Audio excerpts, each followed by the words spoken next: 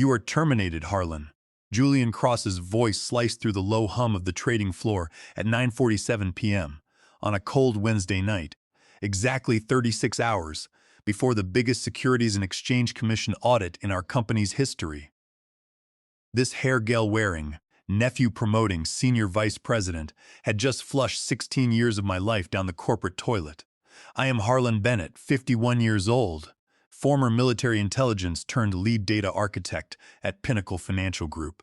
That title sounds impressive until you realize it means I am the guy keeping $14 billion in client assets from vanishing into the digital void, while overpaid executives take credit for my oxygen.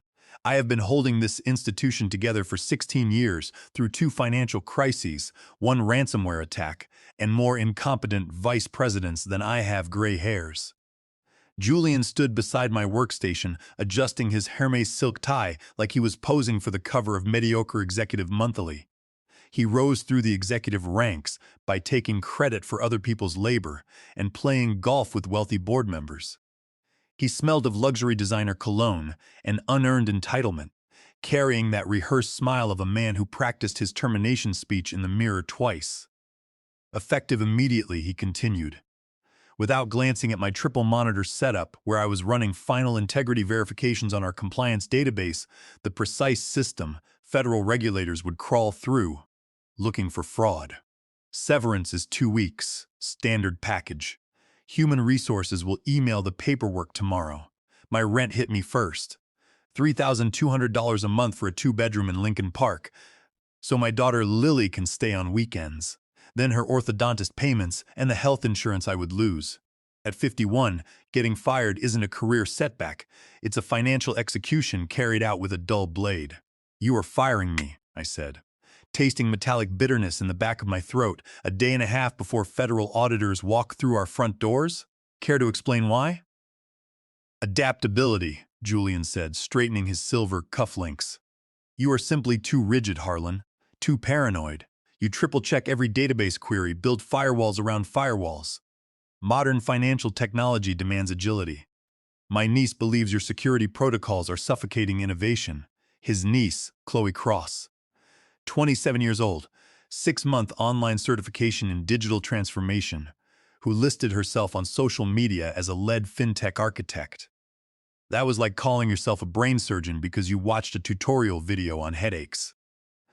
Last Tuesday, Chloe asked me if blockchain was identical to Bitcoin. I told her it was like asking if the interstate highway was the same thing as a Honda Civic. She stared at me like I was speaking Latin. Suffocating innovation? I pushed my chair back. Julian, those protocols are the only protective barrier standing between this company and a $200 million regulatory fine under the Gramm-Leach-Bliley Act. Title 15 United States Code Section 6801. We manage retirement funds for 40,000 real people, teachers, firefighters, nurses with real-life savings. Julian held up a groomed hand. Chloe moves fast. She disrupts legacy structures. That is the future of financial technology. She is going to disrupt this company straight into federal prison, I countered. Gary Reeves will escort you out, Julian said, gesturing toward our night security guard. Gary is a solid former Marine supporting his elderly mother. Every Monday morning, I brought Gary a breakfast sandwich from the deli. He knew my daughter's name and asked about her piano recitals. Now he had to parade me out like a common thief. I need to finish the audit preparation sequence, I said, reaching for my keyboard. 3 monitors displayed our core compliance infrastructure, encrypted transaction logs, verified client matrices, regulatory checksum subroutines. Green text on black screens, the language I had spoken fluently for 3 decades. One wrong command in this system doesn't just crash a screen, it destroys people's life savings.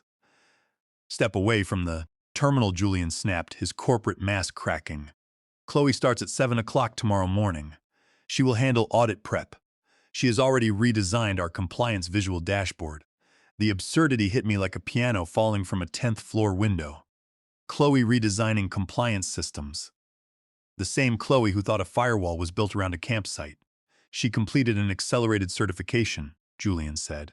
She is Agile certified and blockchain literate. I grabbed my worn leather bomber jacket from my chair. A jacket bought at a surplus store near Fort Bragg 20 years ago, when I was young enough to believe hard work was rewarded.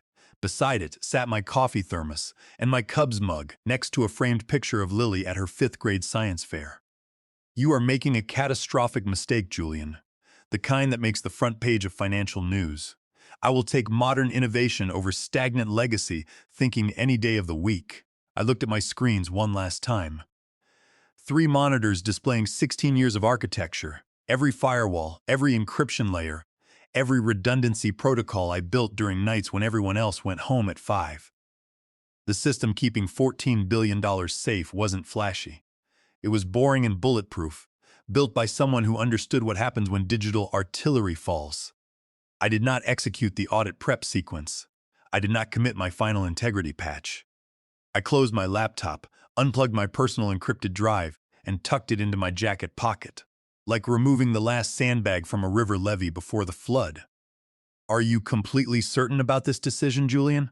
I asked, slinging my leather jacket over my arm. Completely, Harlan. Now please, let us keep this professional, Julian replied, buttoning his jacket.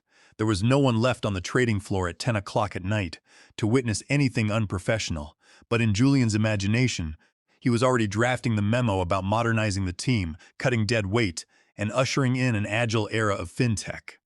I walked past Gary Reeves. Not your fault, Gary. The corporate circus came to town and they needed a clown. I am sorry. Harlan, Gary muttered, eyes on the floor. I really am, don't be, just water my desk plant. She is a survivor like me. The elevator ride down felt like descending into a grave. Brushed steel walls reflected 2 quiet men while the smell of leftover takeout hung in the air. Gary stood in the corner with hands folded, trying to disappear. I didn't hold it against him. He was covering nursing home bills and tuition. I was the one carrying the cardboard box of career wreckage. When the elevator reached the lobby, I realized my access badge was still on my desk next to my Cubs mug. The badge needed to exit the parking garage. Gary, I said, setting my box on the security desk, my badge is upstairs. Unless you want me to ram the parking barrier with my Tacoma, we need to go back up. Gary looked panicked. I can run up and grab it, Harlan. I'll come with you, I said. It is sitting next to the server keycard. We went back up to the 14th floor. When the elevator doors opened, I stepped into a different world. The quiet was replaced by lo-fi electronic music from portable speakers. Sitting in my ergonomic chair at my workstation was Chloe Cross. She looked factory assembled from a startup pitch deck, wearing a fleece vest over a cashmere sweater with wireless earbuds in both ears. She had shoved my triple monitors aside to make room for her rose gold laptop, covered in stickers like Move Fast Fix Later. What stopped my heart wasn't the stickers, it was the central compliance terminal. My secure audit interface was gone, replaced by a cloud-based dashboard I had never authorized. Bright pastel colors and rounded graphs, the kind of software that wins design awards while leaking social security numbers.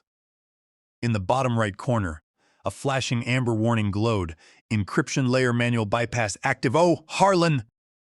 Chloe spun around, pulling out an earbud. Uncle Julian said you were leaving. That's a total bummer, but honestly, this will run so much better now. I already streamlined everything. I stared at that amber warning like a paramedic watching a heart flatline. Chloe, what did you do to the core encryption protocols?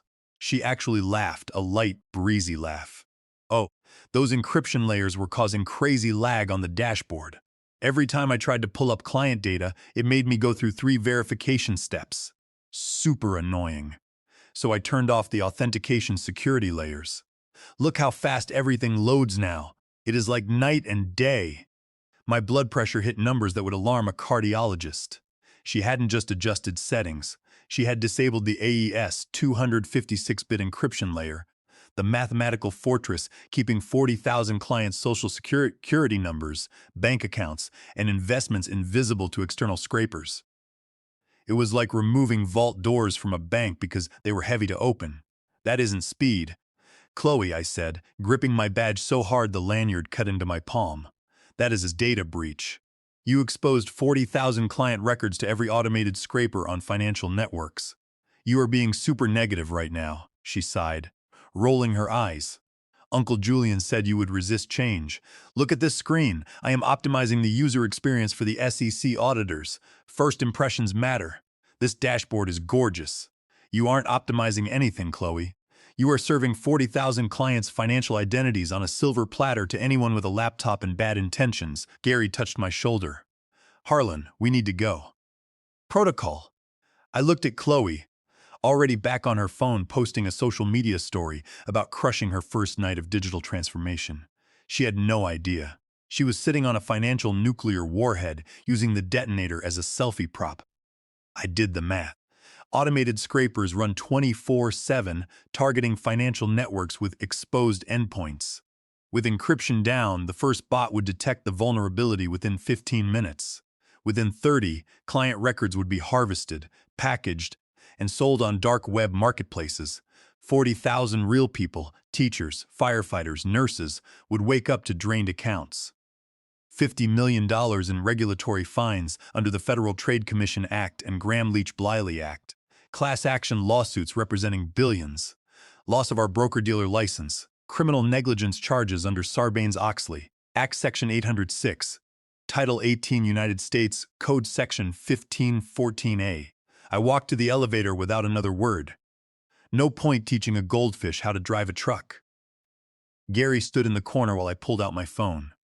My thumb hovered over Walter Calloway's name, our CEO who built Pinnacle from a one-room office in Schaumburg 30 years ago. He was a man who understood that trust, once broken, doesn't come with a warranty. I checked the time. 10:10 p.m. encryption had been down 12 minutes. Scrapers would find the gap in 3. I typed, client data exposed, encryption disabled. Scrapers hit in 3 minutes. Chloe Cross has admin access. Happy Wednesday. Hit send, 3 dots appeared immediately. Walter's reply. Don't leave the building. I am 20 minutes away. I stopped in the middle of the marble lobby. Fresh November Chicago wind blew outside the revolving doors. My truck sat in the garage, a thermos of cold coffee in my box, and a long phone call to my attorney ahead regarding child support now that my income was 0. Freedom tasted like failure and Lake Michigan wind. My phone buzzed again. Stay in the lobby. Don't let anyone touch those systems. Gary, I said. Setting my box on the leather couch, I am going to sit here for a while. Technically, you are trespassing, Harlan. Gary said nervously, technically. Gary, I am the only person within 50 miles who knows how to stop what is about to happen. In 15 minutes, Julian is going to learn why paranoid isn't the insult he thinks it is. I sat on that ridiculous couch, pulled out my thermos and poured cold coffee. Some people pray in moments like this. I just sat and sipped, letting the silence settle around me. I thought about Lily, about the look on her face when I told her my job title meant protecting important things for families, about explaining that my title had an expiration date stamped by a man with buffed nails. My throat tightened. I took another sip and pushed it down. Right now, I had work to do once the man who could authorize it arrived. It started the way all disasters start, with something small everyone ignores. The lobby digital ticker displaying real-time market feeds stuttered. Numbers froze mid-scroll. Janet, the night receptionist, frowned at her monitor.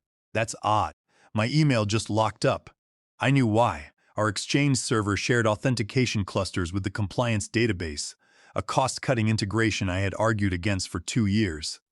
Julian called my objection obstructionist thinking.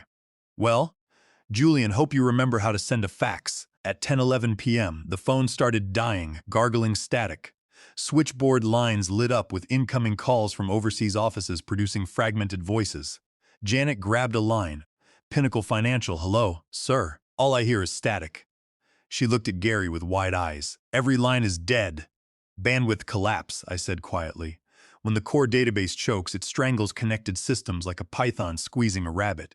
Voice packets are the first casualty when the digital ship hits an iceberg. Then came footsteps hammering down the stairwell. Someone was sprinting down 12 floors. Because elevators had slowed to a crawl starved of processing power. The stairwell door burst open and Brenda Palmer stumbled out, senior compliance analyst, brilliant woman and mother of twins, looking like she had witnessed the financial apocalypse. Gary, Brenda's voice echoed. Is Harlan still here? Please tell me Harlan is still here. Gary pointed at me on the couch. Brenda ran over, sweating through her blazer, breathing heavy. Harlan, it's gone, everything. The entire compliance database is corrupted. Chloe clicked something and every screen turned red. Backup verification keys are rejecting. Transaction logs are looping. Client records return null values. The system is devouring itself from inside. Sounds like an encryption cascade failure, I said, examining my jacket cuff. Did someone perhaps disable security layers to make a dashboard load faster? Brenda went pale as old paper.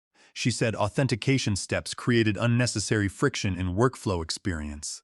You have to come up, Harlan, please. Julian is screaming at everyone. Chloe locked herself in the break room crying. Singapore office is calling every 2 minutes, asking why portfolio feeds went dark. If we are down when Asian markets open, we lose roughly $800,000 per hour in trading operations. Plus $200 million in regulatory fines under Graham-Leach-Bliley Act, I added. Plus class action liability from 40,000 clients, plus criminal negligence referrals. Rough quarter for Julian's performance bonus. Please, Harlan, I will do anything. I can't help you, Brenda. I was terminated for being too rigid. I am officially a security risk now. Gary, am I authorized to access company systems? Gary shook his head like it was spring-loaded. Strict orders. Immediate removal from premises. There you go. I shrugged. My hands are tied. And my severance package definitely didn't include emergency technical support for self-inflicted disasters. That's when the revolving door spun, letting in Chicago Wind and Walter Calloway, a man who built an empire by shaking hands firmly and keeping promises. Walter didn't look like the billionaire CEO from Bloomberg Profile. His coat was unbuttoned, gray hair windblown, gripping his phone like evidence of a crime. He walked past Janet, past Brenda gasping for air, past Gary standing at attention, straight to me on the couch. You knew this would happen, he said, voice like sandpaper on steel. I predicted it, I corrected, standing up. There's a difference between prophecy and 16 years of reading system logs everyone else treats like spam. How bad? Catastrophic. Chloe opened every vault in the building and hung a neon sign outside saying free money, help yourself. Walter closed his eyes for 3 seconds. When he opened them, he looked every bit of his 61 years. Can you fix it? I picked up my box, balancing it against my hip. That depends, Walter. Are we fixing the database or fixing the management infection that corrupted it? Infection? The infection named Julian Cross, the virus called nepotism hiring. The security breach called moving fast and breaking things, when the things you break are people's retirement savings. The lobby went quiet except for gargling phone lines and emergency lighting. Walk with me, Walter said. The executive elevator was smooth, walnut paneling, faint scent of leather. Walter watched floor numbers climb. Julian told me you were burned out, he said as we passed floor 6. Said you were hostile to innovation. A legacy liability holding the team hostage with outdated thinking. Julian thinks innovation means giving admin access to someone who can't tell a firewall from a web browser. I pulled out my worn notebook held by a rubber band. I am not burned out, Walter. I am the only person in this building who reads documentation, every page, every update, every patch note. Because when you guard $14 billion of other people's money, being boring is a feature, not a bug. The elevator opened onto the executive floor where controlled chaos reigned. People ran down hallways with laptops. Through glass walls of IT operations, screens displayed red error messages glowing bright. Walter led me to his corner office, overlooking Lake Michigan, and closed the door. What do you know that they don't? Everything that matters. I dropped my notebook onto his mahogany desk. Compliance infrastructure risk assessment. Full disaster scenarios with step-by-step mitigation strategies. I tried to present this to Julian a month ago. He said the meeting would be better used for a brainstorming session on reimagining client journeys through AI touchpoints. Walter opened the notebook, scanning pages of neat handwriting.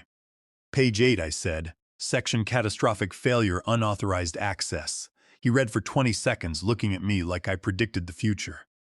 This is exactly what happened. I predicted that giving administrative access to someone who doesn't understand what administrative access means would result in them disabling things that seemed annoying without understanding. Those annoying things were the only locks on doors. Chloe was just the specific flavor. He set the notebook down. Systems completely dark, Harlan. Compliance databases returning garbage. Client portfolio feeds dead to Singapore, London, Frankfurt. We have $14 billion in assets needing monitoring, and right now we can't verify account balances. SEC arrives in 32 hours. I know, I said, pouring coffee from Walter's machine. I designed those systems. Client transaction records degrade after 6 hours without checksums. Audit trail gaps get flagged as fraud indicators. You are looking at regulatory findings that make legal teams update resumes. Walter walked to windows staring at Black Lake, Michigan. Julian showed me Chloe's credentials, project portfolio, called her a fintech innovation specialist. He showed you a website handing out certifications for $349. Same platform certifies you as a life coach, crypto advisor, or pet psychic, probably all three for a bundle discount. I took a sip. Walter, you built this company by promising people their money was safe. That promise was the product. You let Julian hand keys to every vault to someone whose primary qualification was being born into the right family. Fix it. No, I'll double your salary. No triple plus equity plus a corner office. I laughed. Walter, you still don't understand. This isn't about money. This is about respect. You let them humiliate me. 16 years of protecting this company. 16 years of sleeping on server room cots. 16 years of saying no to shortcuts because shortcuts kill companies. And you let a man with buffed nails walk me out like a shoplifter because I was too rigid to appreciate removing locks from a building full of client money. What do you want? I set down my coffee cup.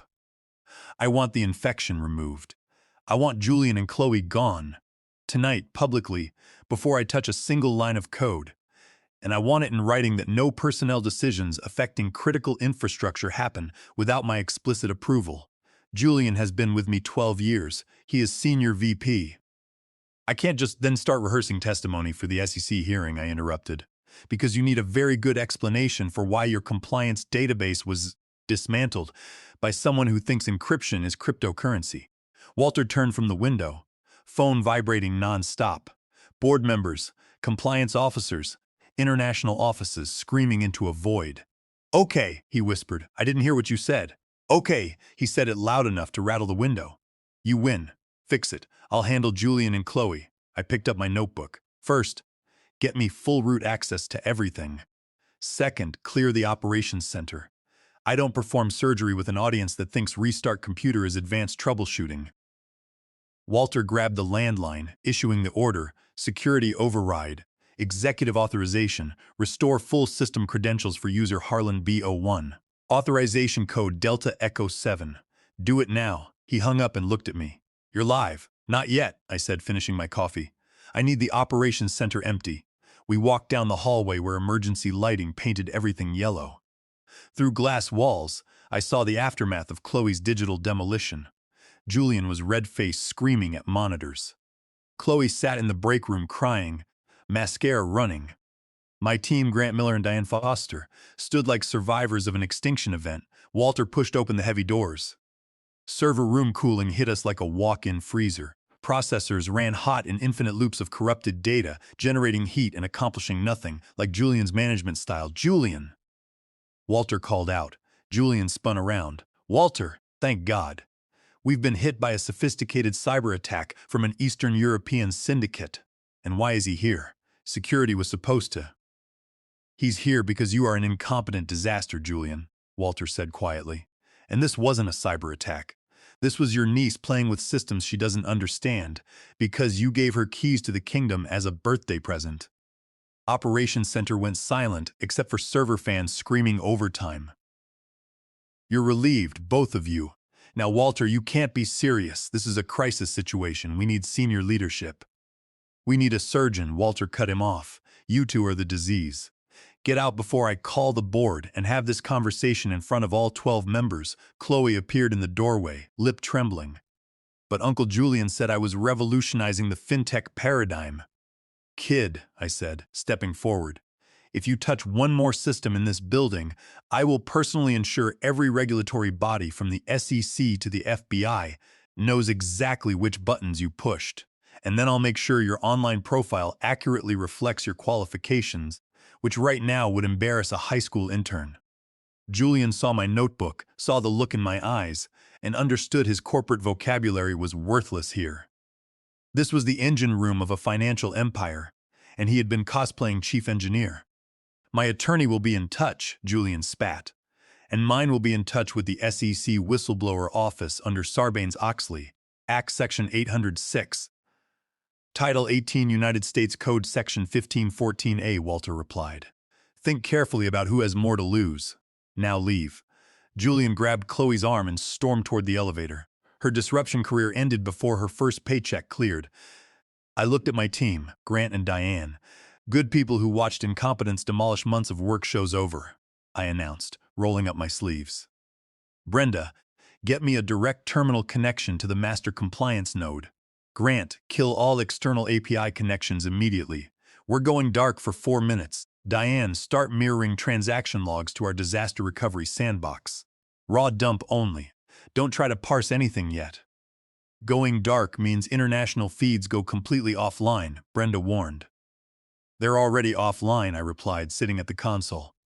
Right now we are tourniqueting the wound before we operate. I pulled a disinfectant wipe from my jacket pocket, cleaned every key before touching them. Walter, step back. I'm about to violate approximately 9 IT policies to bypass access locks your senior VP created. Just fix it, he said. I cracked my knuckles and took a sip of cold coffee. The main screen was a graveyard of red error messages. Chloe had forced our compliance architecture into a single-threaded loop. Pay attention, team. Emergency surgery on a patient with no pulse. Brenda, transaction logs mirrored, mirroring complete, 100% secured. Grant, push maintenance flags to global desks, I ordered. Tell them scheduled optimization. Buys us 20 minutes before attorney's call. Flags sent, Grant confirmed. I turned to the core database cluster, thrashing like a drowning swimmer, writing corrupted data in an endless loop. Sometimes to save the patient, you let them flatline first. Opening root command terminal, I announced. The black screen appeared, white cursor blinking. Pseudo-Castile, stop force pinnacle core service.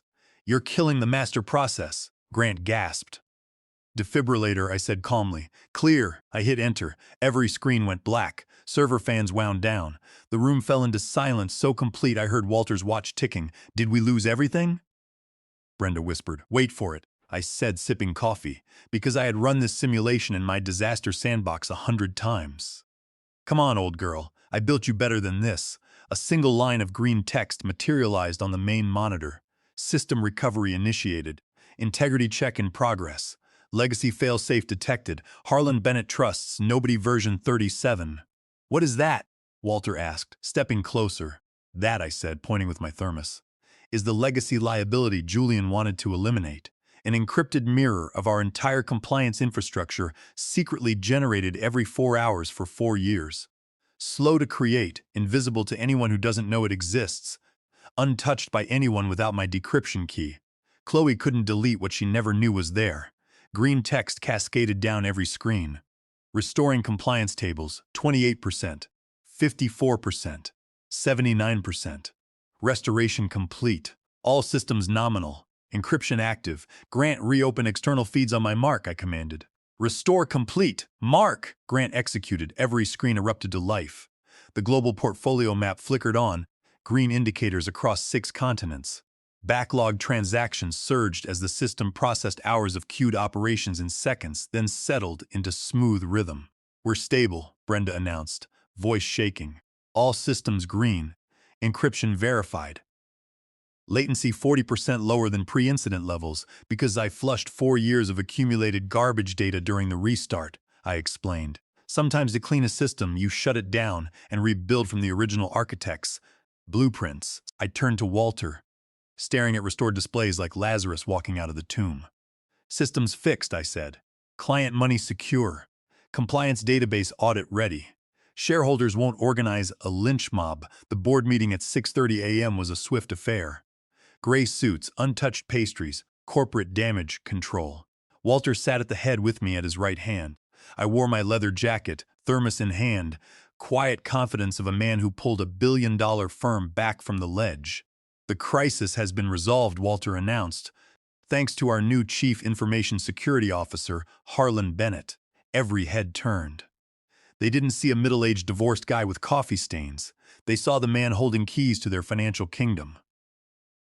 "Mr. Bennett," the chairman said, "can you guarantee this won't happen again?"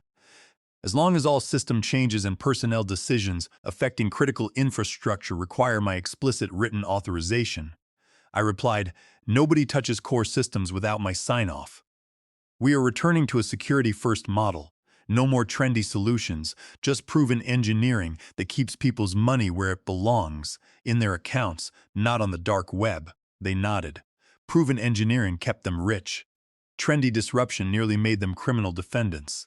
I walked out of that meeting with a title carrying weight, a salary resembling a phone number, equity funding Lily's college twice over, and veto power over technical hires.